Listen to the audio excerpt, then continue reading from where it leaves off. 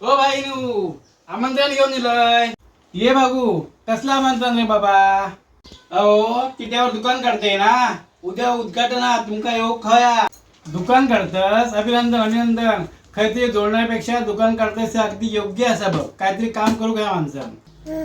वर जेवायची इच्छा दुसरा काय, पण तुम्ही नक्की यावा. उद्घाटनात तर येतलंच, पण आधीच सणान ठेवते. पहिला गिरायक मी होतलंय.